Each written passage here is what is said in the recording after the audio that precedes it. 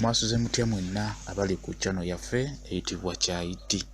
Anti ewaffe budde bwa kumakya kansubire mwasuze bulungi. Kati olunaku lwaleero njagadde ntandika okubalaga ebika by'eddagala. Kwegamba okubalaga ekika ky'eddagala nga bwe kifaanana okitegeere bulungi.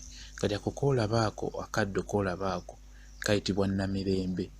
Namirembe bwe kayitibwa. Njagala mbubalage, jagenda mbubalaga mpola mpola, mbubalage engeri gye bufaananamu mu vidiyo. Kati nga bw'olabaako ke nkugambye nti kayitibwa namirembe. Nsazeewo ngende nga mbalaga eddagala lino kuba mumbuuza nnyo.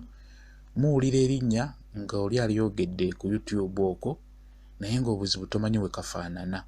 Kati olunaku lwaleero njagadde nkakulage, nja kuba nkulaga buli kika ky'eddagala kye nnaba nsobodde okufuna ndya.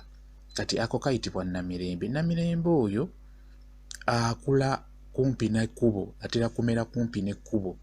Nga bwe nabagamba nti Katonda yatonda ebintu bino, ebintu by'omugaso n'abiteeka okumpi n'omuntu w'ayita.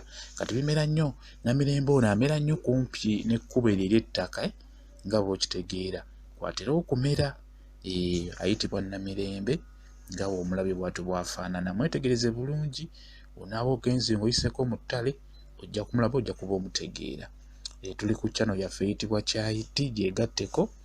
Ngenda kuba nkulaga buli kika ky'eddagala kyonna kye nnaaba nsobodde mu vidiyo, okirabe engeri gye kifaananamu osobole odditegeera. Kuba mumbuuza nnyo eddagala lino lifaanana litya, mpeereza ekifaananyi, kati ojja kuba obirabira.